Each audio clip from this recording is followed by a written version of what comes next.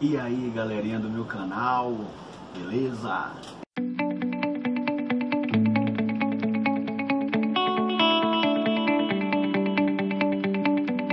E aí, galerinha massa, beleza? Bom, eu fui desafiado por nosso irmão e líder Wallace a fazer um vídeo falando acerca do livro que nós acabamos de ler, Atos dos Apóstolos. Se você ainda não leu, dá tempo. Continua a leitura que já já a gente conclui ele. Bom, eu queria fazer um vídeo rápido, quer dizer, não prometo ser tão rápido não, porque o livro é grande, é um livro histórico, muito legal, muita informação, mas eu vou tentar fazer um vídeo rápido falando dele. E eu queria falar um pouco do aspecto histórico do livro. Eu fiz uma pesca aqui, ó, para não perder o time. Mas então, eu queria começar falando um pouco do contexto histórico do livro. O livro que a gente acabou de ler foi Atos dos Apóstolos, mais conhecido como Atos, simplesmente Atos. E esse livro, ele foi originalmente um volume de um único livro, quer dizer, o livro Atos dos Apóstolos foi muito provavelmente o volume 2 do Evangelho de Lucas. E como que a gente percebe isso? Quando você termina a leitura do Evangelho de Lucas e inicia de Atos, você percebe que é exatamente a continuidade do Evangelho de Lucas.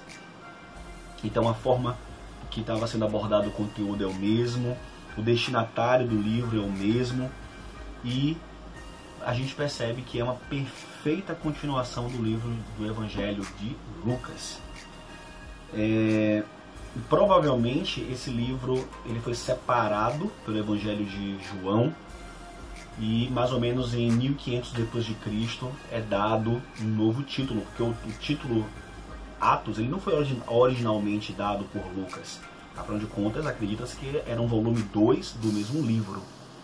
E mais ou menos 150 depois de Cristo é preciso separar esses dois volumes por conta do Evangelho de João, que foi o último evangelho a ser escrito, e dado esse nome, então, ali um conselho, dado esse nome de Atos dos Apóstolos, que facilmente poderia ter sido substituído por Atos do Espírito Santo, porque o que a gente vê durante todo o livro é, de verdade, o mover e o agir do Espírito Santo, né?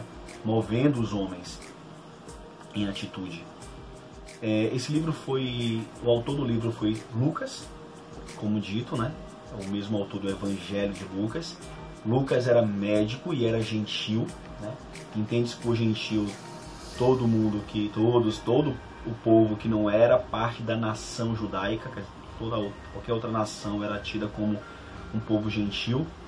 Então as três diferenças principais entre os gentios e os judeus eram hábitos alimentares, a circuncisão e guardar o sábado.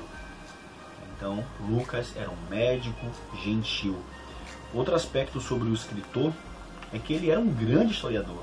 Na verdade, o que Lucas fez foi um grande esforço para unir história, datas, geografia. Então, o Evangelho de Lucas e o livro de Atos dos Apóstolos é um livro riquíssimo em conteúdo, riquíssimo em história, porque Lucas teve um grande esforço de unir essas informações com cuidado. Quando a gente começa a leitura do Evangelho de Lucas, a gente observa ele, inclusive, dizendo isso, né? No capítulo 1 ele deixa claro que ele foi atrás das informações, ele buscou testemunhar pessoas, ele teve ali um cuidado histórico para desenvolver esse texto, né? E outra coisa interessante é que Lucas ele era um companheiro de Paulo nas viagens missionárias de Paulo. Então Lucas teve a chance de entrevistar pessoas de fato, ele conheceu os outros apóstolos, ele conheceu testemunhos oculares, pessoas que estiveram com Jesus, e isso proporcionou a Lucas a chance de ter detalhes dessas informações, né? Então ele detalhou muito bem essas informações, tanto no Evangelho de Lucas quanto no livro de Atos dos Apóstolos. O destinatário do livro é para uma pessoa chamado de Teófilo. A palavra Teófilo significa querido de Deus. E existem duas linhas aí de interpretação. Uma primeira linha acredita que Teófilo pode ter sido uma pessoa que realmente existiu, poderia ter sido uma pessoa importante da sociedade, ou importante do império, e não queria ser ali revelado quem era a pessoa, então Lucas chama essa pessoa de Teófilo, ó querido de Deus. Ou uma outra linha de pensamento é que Teófilo pode ser direcionado a todo cristão, a todos aqueles que leriam o livro, leriam, né, esse livro, tanto o Evangelho quanto o Atos dos Apóstolos. A data de criação do livro aconteceu entre 62 ou 70 depois de Cristo até meados do século II. E é muito legal pensar nisso porque o livro só foi escrito mais de 30 anos depois da morte e ressurreição de Jesus. Então as informações já haviam sido estudadas, analisadas, já existia um compilado, já existia uma movimentação dos apóstolos, já tinha acontecido muita coisa efetivamente, né? Em 30 anos depois de morte e ressurreição de Jesus. Então o livro é escrito no auge do ministério de Paulo, no clímax do ministério de Paulo.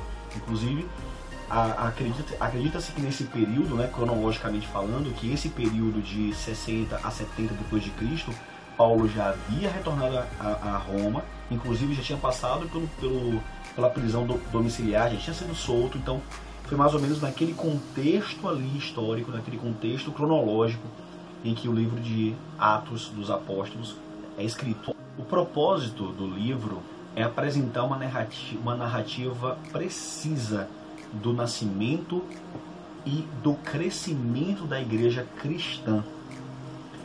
E o tema central do livro é mostrar que Jesus é o Senhor e Cristo.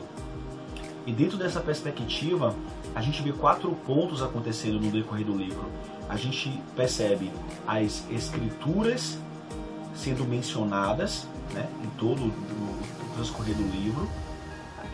Por exemplo, na narrativa de Estevão, no capítulo 7, quando Estevão está para ser morto, a gente vê Estevão fazendo toda uma retrospectiva, fazendo referência às escrituras e trazendo todo esse plano. Então a gente vê as escrituras sendo muito mencionadas, a gente obviamente vê no discurso dos apóstolos falando acerca da morte, da ressurreição, né, de Jesus. A gente vê o testemunho apostólico, né, os próprios apóstolos testemunhando acerca do que viram, do que viveram. E a gente vê o poder convincente do Espírito Santo. Então, o tema central fala de Jesus como servo de Deus e como o Cristo, e isso se dá de forma progressiva, né? E as chaves do livro de Atos a gente pode dividir em 3.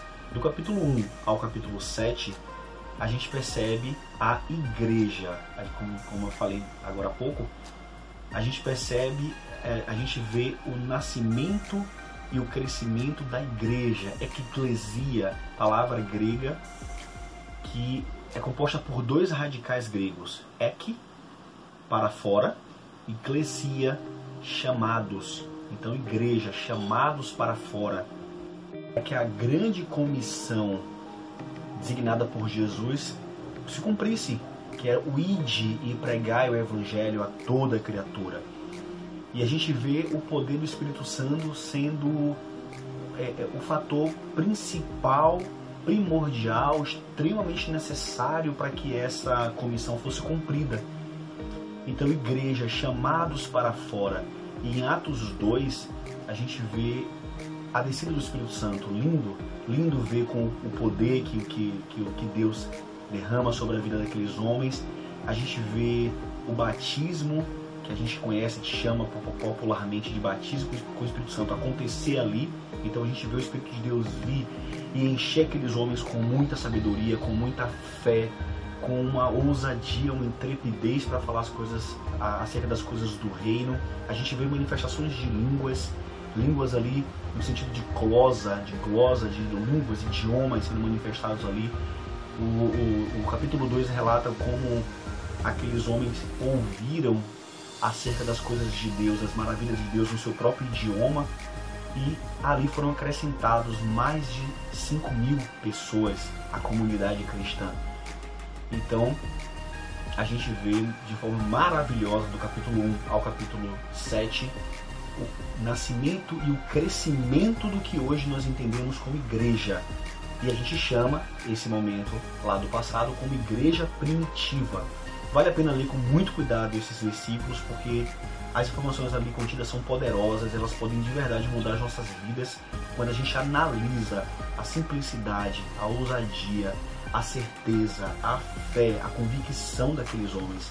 Do capítulo 8 ao capítulo 12, a gente vê uma segunda chave, que é o ministério principalmente do apóstolo Pedro. O apóstolo Pedro, ele foi um dos líderes da igreja primitiva, e ele fez aquilo que estava designado por Jesus, né? Quando Jesus diz que o evangelho, a propagação do evangelho se iniciaria em Jerusalém, iria para a Judéia e Samaria. E Pedro foi, junto com João em algumas viagens missionárias, o responsável em levar a palavra ali aos judeus. A partir do capítulo 13 ao capítulo 28, a gente vê o ministério do apóstolo Paulo. O apóstolo conhecido como apóstolo dos gentios. Então, o que é que acontece? Por questões da tradição, o povo judeu acreditava que os gentios eram pessoas impuras, indignas do amor de Deus. E o apóstolo Paulo é levantado de forma poderosa. A gente vê ao longo dos primeiros capítulos do livro de Atos a perseguição de Paulo pelos cristãos, né? Paulo era um judeu muito zeloso pela lei, e ele, acreditando que estava defendendo as coisas de Deus, ele perseguia aqueles primeiros cristãos. Inclusive, lá no texto do capítulo 7, a gente vê que na morte de Estevão, Paulo estava ali, Paulo estava assistindo aquela morte de Estevão. E naquele momento, Paulo era um grande perseguidor dos cristãos. O que acontece é que ao longo do texto a gente percebe que Paulo vive uma experiência pessoal com Jesus. Paulo é convertido, ele se torna um crente, um cristão, né? Inicialmente um crente em Jesus, posteriormente um cristão, né? Um seguidor de Cristo. E a gente vê a partir do capítulo de número 13 o início do ministério de Paulo. Quer dizer, aquele homem que em outro momento perseguia e matava os cristãos, agora era um seguidor de Jesus Cristo, com muito zelo, com muita dedicação, com muita fé. Obviamente ele passou por um período de aprendizado, ele passou cerca de 10 anos sendo preparado e sendo ministrado e vivendo com a comunidade cristã e aprendendo das coisas de Jesus, até que chega esse momento aqui e Paulo é enviado aos gentios. Naquele primeiro momento gera um desconforto na comunidade cristã lá em Jerusalém, até eles entenderem. O próprio Deus se encarregou de trazer uma visão para Pedro, e Pedro testemunhar para aqueles homens em Jerusalém de que Deus estava abençoando os gentios também com a presença de Jesus, também com as coisas do reino de Deus. E a gente vê Paulo tomando o ministério dele ali, do capítulo 13 ao capítulo 28. E, de modo geral, o que a gente percebe do livro de Atos dos Apóstolos? É um livro, é uma ponte. Ele é um livro chave, ele cria um elo entre a vida de Jesus, que a gente vê lá nos evangelhos de Jesus, e as epístolas mais para frente, que são as cartas destinadas à igreja, às igrejas. Paulo escreveu, Pedro escreveu, João escreveu, cartas às igrejas. Então, se o livro de Atos dos Apóstolos não existisse, a gente não teria essa ponte que liga Jesus, que são os evangelhos, às epístolas, as cartas para as igrejas. Então, o livro de Atos é esse livro de passagem. Ele dá para a gente esse panorama, essa passagem, essa ponte. O livro de Atos, em 28 capítulos, consegue nos trazer esse panorama do nascimento da eclesia e a manifestação do Espírito Santo quando vem sobre aqueles homens e faz a propagação do Evangelho acontecer.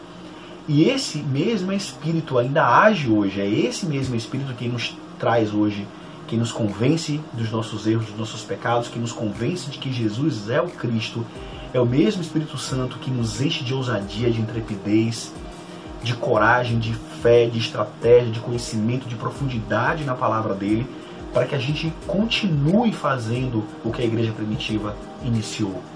Quer dizer, quando a gente chega lá no capítulo de número 28, a gente percebe que o texto foi interrompido. A sensação que fica é que Lucas estava se preparando para continuar o texto. Ele provavelmente estava se preparando, mas aprove ali a Deus que o texto parasse ali. É como se nesse momento nós estivéssemos escrevendo o Atos capítulo 29. É papel nosso hoje como cristãos darmos continuidade ao livro de Atos dos Apóstolos. Amém? Então foi um prazer participar aqui com vocês nesse momento. Um desafio. Eu nunca tinha feito nenhuma mídia, nunca tinha experimentado fazer. Foi bem difícil fazer, confesso a vocês.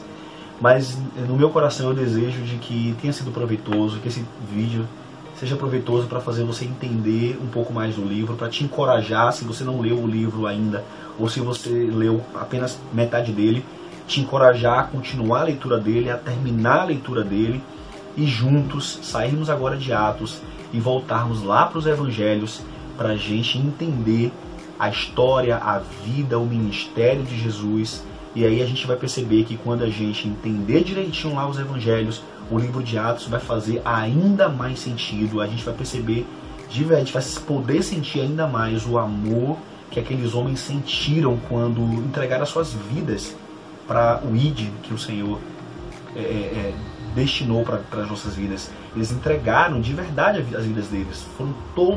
Sofreram todos perseguições, todos sofreram prisões, e não foi uma vida fácil, mas aqueles homens estavam cheios das verdades de Jesus e cheios da convicção de que Jesus era o Cristo, convicção essa dada pelo Espírito Santo.